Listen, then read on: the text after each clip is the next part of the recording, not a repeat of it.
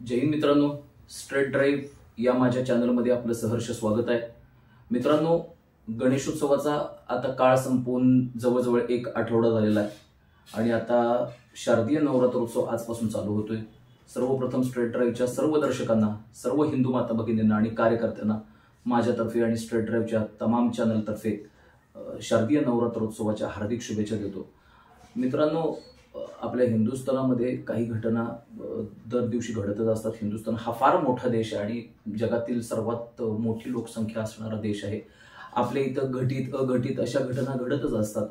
दहशतवादी कारवाई असू देत किंवा रेल्वेचे जे रूल्स आहेत ते उघडून टाकायच्या कारवाई असू देत किंवा लव जिहाद सारख्या घटना असू देत किंवा रेल्वेवरती दगडफेकीसारख्या घटना असू देत किंवा थूक जिहाद नावाचा आता एक जिहाद अस्तित्वात आलेला आहे। म्हणजे फळं असतील, भाज्या असतील, तुमच्या दैनंदिन वापरणाऱ्या ज्या काही गोष्टी वापरत असाल तर त्याच्यावरती थुंकायचं, त्या वस्तू तुम्हाला वापरायला भाग पाडायचं, हा जो पार्ट असेल, लँड जिहाद सारखा जो पार्ट असेल, तर ह्या घटना आपल्या हिंदुस्थान सारख्या सर्वात मोठ्या लोकसंख्येच्या देशामध्ये आता काही नवीन नाही आहेत। परंतु आपण थोडंसं मध्य पूर्वेमध्ये जर केलं तर आपल्यासारखाच दहशतवादानं ग्रस्त असलेला एक दुसरा देश आहे, ते म्हणजे इस्रायल। मित्रांनो, मी तुम्हाला थोडासा व्यत्यय आणतो या आपल्या संभाषणामध्ये। माझी अशी प्रेमळ विनंती आहे की तुम्ही माझं चॅनल जे आहे तर ते लाईक करा, सबस्क्राईब करा आणि जास्तीत जास्त व्हिडिओ शेअर करा, जेणेकरून देश हितासाठी याचा फायदा होईल, देशप्रेमी लोकांची संख्या वाढावी, याच्यासाठी मी हे प्रयत्न केलेले आहेत। आणि अत्यंत धोका पत्करून, अत्यंत अडचणींना तोंड देऊन हे मी व्हिडिओ करत असतो। वेळात वेळ काढून मी आपल्या हिंदू समाजाच्या साठी आणि हिंदू समाज जागृतीसाठी, आपल्या कार्यकर्त्यांची जी मनं आहेत तर ती देशभक्तीनं प्रेरित व्हावी याच्यासाठी हे व्हिडिओ करत असो।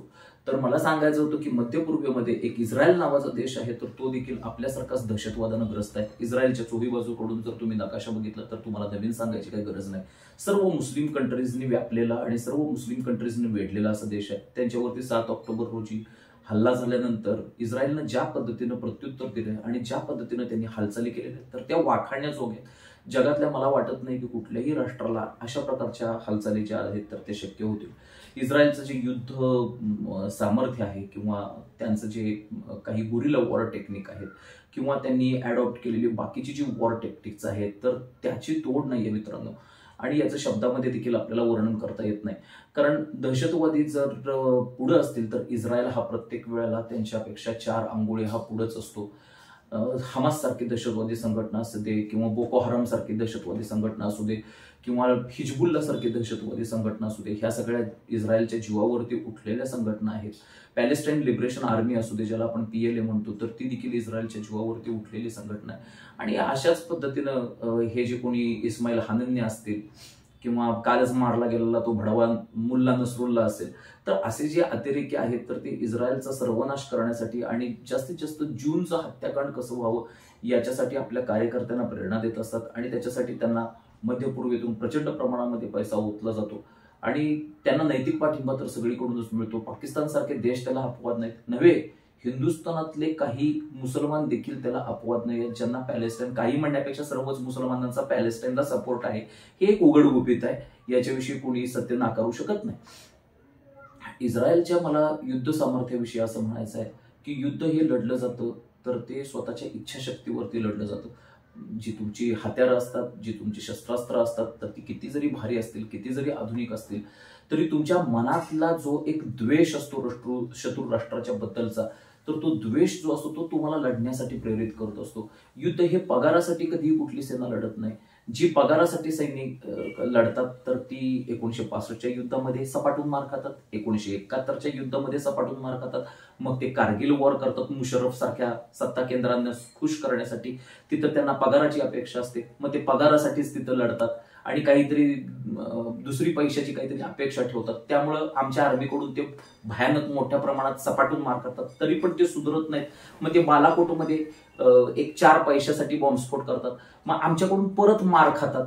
असं मार खाण्याचा जो सिलसिला जो आहे तर तो चालूच असतो काही सैन्यांचा। तर ते जे सैन्य असतं तर ते औरंगजेबाच्या सैन्याप्रमाणे फक्त पगारासाठी काम करत असतं. त्यांचा एकच मतलब असतो, आपल्याला एक 4 पैसे मिळाले, आपल्याला एक कोट्यवधीची बॅग मिळाली, आपले मस्तपैकी बंगले झाले युरोप आणि अमेरिकेमध्ये, बस आपण निवृत्त झाल्यानंतर तिथं शांतपणाने जीवन जगायचं आहे. मी बोलतोय ते पाकिस्तानी सैन्याबद्दल बोलतोय. तर त्या पद्धतीनं जवळजवळ प्रत्येक इस्लामिक राष्ट्राची ही जी सेना आहे तर ती वरून तर जिहादचं नाव देते, ये करेंगे वो करेंगे, करना तो कुछ नहीं है, जिहाद के लिए हम ऐसा करेंगे, इंशाल्लाह हम इस्रायल का ये फाड़ देंगे वो फाड़ देंगे, अशा राणा भीमदेवी थाटांच्या गर्जना ठोकायच्या आणि प्रत्यक्षात करायचं तर काय नाही. ही जी अवस्था आहे तर ती पूर्णपणे मध्य पूर्वेतल्या सर्व इस्लामिक राष्ट्रांची अवस्था राहिलेली आहे. आणि हे पाकिस्तान सारखे जे भोरटे देश आहेत तर ते त्यांना सपोर्ट देत असतात. बाहेरून नुसत्या राणा भीमदेवी थाटाच्या गर्जना करत राहायच्या, करायचं मात्र काही नाही. पाकिस्तानातले जे सगळे नागरिक आहेत तर त्यांचे इंटरव्ह्यूज आता युट्यूबला प्रसिद्ध होतात. तर ते म्हणत असतात, इंशाल्लाह हम जाएंगे वहां पे, मेरे को हमारी गवर्नमेंट छोड़ दे तो मैं वहां पे जाऊंगा, इस्रायल की सेना को टसकमस करूंगा. हे अशा नुसत्या वाफा तोंडाच्या आहेत त्या दौडायच्या. जिहाद के लिए ये करेंगे, जिहाद के लिए करेंगे, जिहाद के लिए इनको कुछ भी नहीं करने का है. यांना फक्त एक 5-6 लाख रुपये जरी दिले तरी हे कुठला जिहाद आणि कुठला इस्लाम आणि कुठलं काय ते आपल्या आपल्या घरात बसतील. इस्रायलनं या सगळ्या मध्य पूर्वेच्या ज्या देशांची आहे तर ती अशी अवस्था करून टाकली मित्रांनो. परवा दिवशीच त्यांनी एक इस्माईल हनन्या नावाचा एक अतिरेकी होता, हिजबुल्ला संघटनेचा प्रमुख होता, इराणमध्ये लपून बसला होता. इराणमध्ये लपून म्हणण्यापेक्षा तो इराणमध्ये एका मीटिंगसाठी गेला होता. एक शत्रू राष्ट्राचा जो प्रमुख आहे, शत्रू राष्ट्राच्या अतिरेकी संघटनेचा, तो दुसऱ्या एका शत्रू राष्ट्रामध्ये जातो आणि डायरेक्ट तिथं त्याला गुड नाईट केलं जातं, डायरेक्ट तिथं त्याला उडवलं जातं. आणि ते उडवण्याचं सामर्थ्य जे आहे तर ते फक्त IDF आणि IDF म्हणजे इस्रायली डिफेन्स फोर्समध्येच आहे मित्रांनो. आणि मला असं सांगावंसं वाटतंय की इस्माईल हनन्याची ज्या वेळेला हत्या झाली तर त्यावेळेला त्याच्यामध्ये इराणचा काही संबंध नव्हता, परंतु इराणनं हा जो उडता तीर आहे तो आपल्या अंगावरती घेतला आणि इस्रायलला धमक्या द्यायला चालू केली की जिहाद के लिए ये करेंगे, जिहाद के लिए वो करेंगे, इस्लाम के लिए हमें ये करना है, अशा ज्या धमक्या द्यायला चालू केल्या. इस्रायल असल्या धमक्यांना भीक घालत नाही. म्हणून परवा दिवशीच हा जो हसन नसरुल्ला जो आहे तर हा देखील तो लपून बसला होता. लेबनानची राजधानी जी बैरूत आहे तर तिथं हा बंकर खाली लपून बसला होता. का कुणास ठाऊक, परंतु कशी कुणास ठाऊक इस्रायल डिफेन्स फोर्सच्या जे इंटेलिजन्स आहे ते त्यांचे इंटरसेप्शन आहे तर त्यांना ही खबर लागली की हा जो लेबननचा जो मुख्य आहे हिजबुल्लाचा तर तो हा लपून बसलेला आहे आणि जवळजवळ अत्यंत खोल अशा बंकरमध्ये तो लपून बसलेला आहे. आणि त्यांना ही सूचना मिळाली होती, दस्तूर खुद्द इराणमधून त्यांना ही सूचना पास करण्यात आली होती. इराणमध्ये कोण आहेत हे ह्यांचे घरचे भेदीच आहेत. हे फक्त जिहादसाठी गर्जना करतात, हे फक्त इस्लामसाठी गर्जना करतात आणि एक 4-5 खोकी दिली की हे मॅनेज होतात आणि आपल्या ज्या प्रमुखांच्या ज्या बातम्या आहेत तर त्या इस्रायलला पास करतात.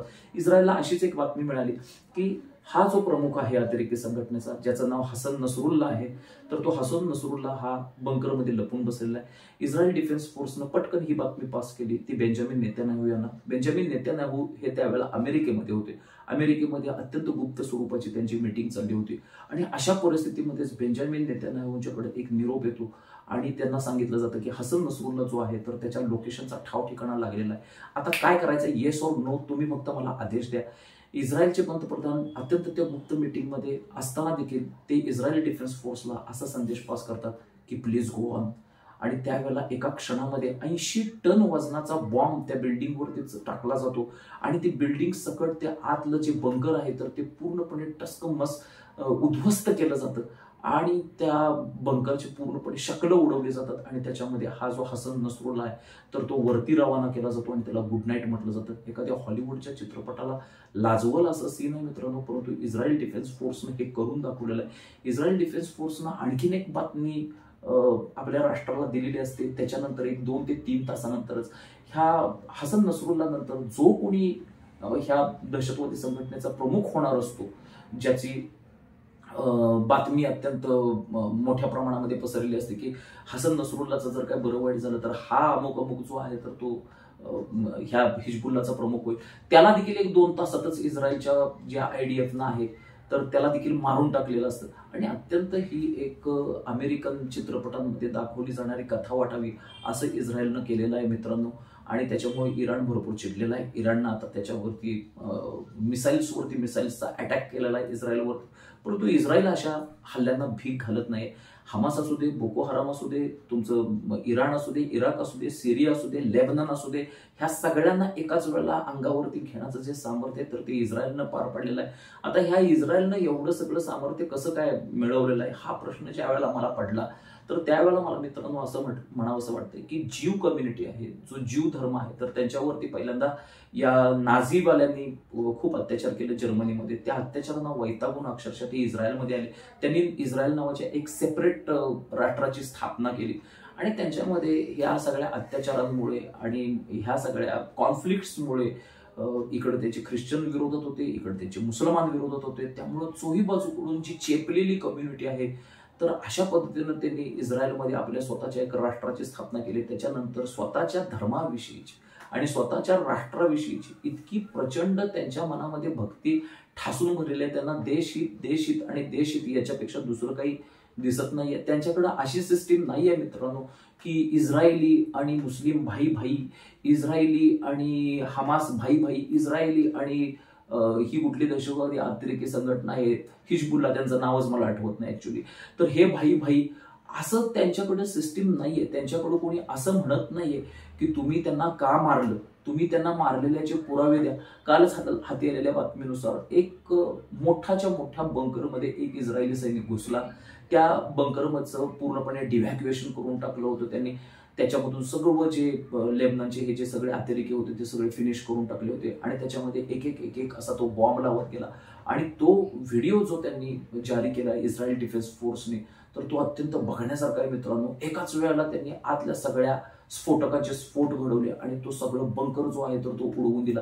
त्यामुळे आता त्यांनी अतिरेक्याच्या मुसक्या बांधायचं काम चालू केलेलं आहे आणि लवकरच लेबननची राजधानी बैरूत इथं इस्रायली डिफेन्स फोर्सच्या ज्या फौजा आहेत तर त्या आता तुम्हाला थैमान घालताना दिसतील आणि पूर्णपणे लेबननची राजधानी जी बैरूत आहे तर ती अक्वायर करतील. आता या लेबननच्या जो इतिहास आहे तर तो पण मी तुम्हाला सांगू इच्छितो. या निमित्तानं लेबनन जो होता तर तो पूर्णपणे ख्रिश्चन राष्ट्र होता 1975 पर्यंत.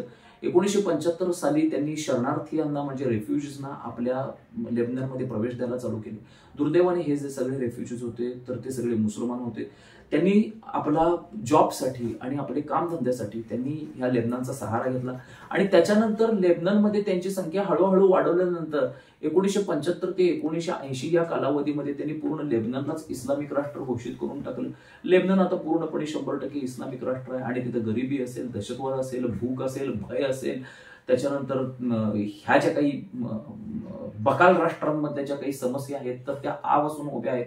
आज लेबननमध्ये माणसांच्या खिशामध्ये खायला पैसे नाहीत परंतु खिशामध्ये प्रत्येकाच्या रिव्हॉल्वर आहे. अशी परिस्थिती आहे मित्रांनो. लेबननची परिस्थिती फार बेकार आहे. तिथं जॉब्स तुम्हाला मिळू शकत नाही परंतु ही जी हिजबुल्ला आहे तर त्याच्यासाठी जर तुम्ही काम करायची तयारी जर दर्शवली तर तुम्हाला पटकन एखादी AK-56 मिळून जाते. पटकन एखादा जो डिटोनेटरचा गोळा आहे तो तुमच्या हातात येतो. पटकन चांगल्या रीतीनं तुमची नेमणूक होते जिहादी म्हणून आणि पटकन तुम्ही इस्रायल डिफेन्स फोर्सच्या विरुद्ध ऍक्टिव्हिटीज करायला उद्युक्त केले जातात. अशी परिस्थिती आहे लेबननमध्ये मित्रांनो. तर इस्रायलने ही जी डेव्हलपमेंट केलेली आहे युद्ध क्षेत्रामध्ये असू दे किंवा बाकीच्या क्षेत्रामध्ये असू दे कुणालाही ते ऐकत नाहीत. आज अमेरिकेच्या राष्ट्राध्यक्षांचा देखील त्यांना सल्ला आला की तुम्ही थोडंसं सबुरीने घ्या तरी पण ते ऐकत नाहीत. त्यांनी आता विडा उचललेला आहे की 7 ऑक्टोबरला जी आमची माणसं मारलीत तर त्यांचा आम्ही पूर्ण रीतीनं बदला घेणार.